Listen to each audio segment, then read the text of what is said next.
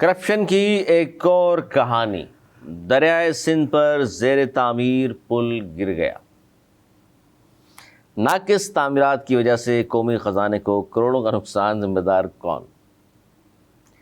अच्छा, साथ साथ ये देखिए कि एक तरफ तो नाकिस परफॉर्मेंस रही है, चले यूनिवर्सिटी रोड दीगर मामला छोड़ दें, पुल भी गिर गया, इसमें करोड़ों का नुकसान हो गया। फिर अभी अवार्ड दिए गए, जिसमें जाल अंजार साहब को भी अवार्ड दे दिया। हैरानगी के तौर पर उनकी कारकर्दगी पर सवाल निशान है, आप भी जानते हैं। हज़ारों मोबाइल कराची से रोज़ छिन रहे हैं, लोगों को मार रहे हैं। उनके अपने घर पर मुश्तिल अफराद ने हमला कर दिया, अपने घर की हिफाजत नहीं कर सका हमारा वज़ीर दाखिला। साने गुल प्लाजा और दीगर चीज़ों को तो मैं क्या बयान करूँ। ड्रग डीलर इसी शहर में मौजूद थी, पिंकी, उसमें आगे जाके हम बात करेंगे, कुछ भी नहीं हुआ फिर भी।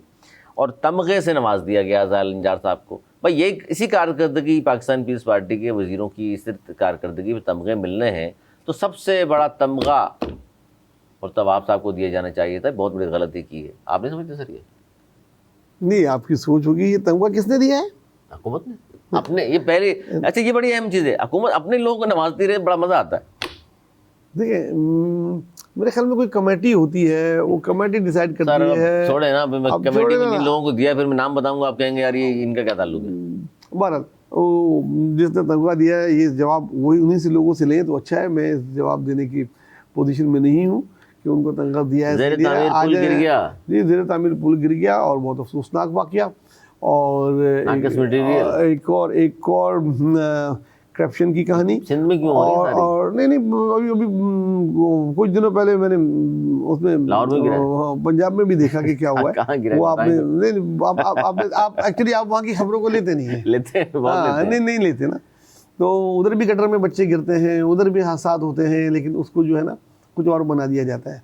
बहरहाल, जिसकी मजम्मत जितनी करें कम है, और जो इसके जिम्मेदार हैं, जिनको ठेका दिया गया वो कंपनी, और जिसने ठेका अलॉट किया वो, और जो इसके इंजीनियर थे, जो चेक कर रहे थे वो, इन सबको बिहाइंड द बार होना चाहिए।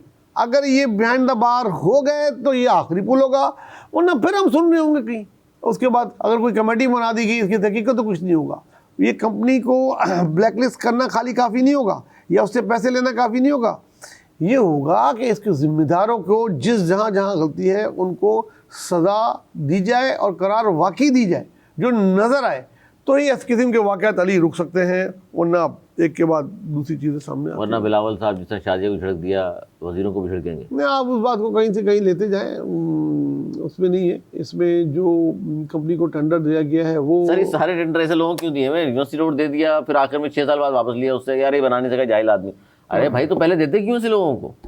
बिल्कुल, इस पर रिविज़िट करना चाहिए इनको। और मेरे ख्याल में इसमें जितनी बदनामी हो चुकी है रेड लाइन पे पीपल्स पार्टी की, वो इस पर शदीद परेशान होंगे, क्योंकि ये वो धब्बा है जो बहुत अरसे में जाके धुलेगा, जिसमें बहुत टाइम लगेगा। और इसमें इनको सख्त सज़ाएँ देनी होंगी, और अपने पे से धब्बा हटाना है। तो जो भी जिम्मेदार हैं, जिसके भी चहीते हैं, जो भी इसमें हैं, पार्टी से बड़ा इनकी कोई नहीं होगा। सबसे बड़ी इनके लिए इनकी पार्टी की इज़्ज़त होगी। अगर ये सरकारी लोगों को बचाएंगे तो खुद पार्टी डैमेज करेंगे अपनी। तो जिन लोगों ने किया है उनको सजा दें, और उनसे रिकवर किए जाएं। बिल्कुल रिकवर किए जाएं सर। असल बात इनके नाम ECL में डाले जाएं ताकि भाग भी न सके। इस तरह की खबरें शामिल करने का मकसद ये होता है कि इस तरह के लोगों के खिलाफ जब तक नज़र नहीं आएगा कि कार्रवाई हो गई है, किसी को जेल हो गई है, कोई पकड़ा गया है, कोई सज़ा हो गई है, तो नेक्स्ट कोई नहीं कर सकेगा इस तरह। अब होता नहीं है सर कि आप और हम देख रहे हैं अरसा दराज से, जब पंजाब को, KP का, बलूचिस्तान का वो ठेकेदार, सज़ा नहीं होती। मैंने नहीं देखा कभी किसी को पकड़ के बंद करके जेल में उसकी जायदाद जब्त की जाए और उस पैसे को वापस हुकूमत को दिया जाए, उसी पैसे से दोबारा तामीर की जाए। मामला चलता रहता है। हाँ बिल्कुल, इसमें जो है एक नहीं, रिश्वत का बाजार फिर गर्म हो जाता है। इबरत तो और वो जब तक नहीं बनाएंगे, आप यकीन माने, जब तक निशान इबरत नहीं बनाएंगे, ऐसे वाक़यात होते रहेंगे। और जो भी पॉलिटिकल पार्टी जिस भी सूबे की होगी वो ही बदनाम होगी। ब्यूरोक्रेसी को कभी डिफेंड नहीं करें, ठेकेदारों को कभी डिफेंड नहीं करें, यही आपके लिए बदनामी के बायस होते हैं।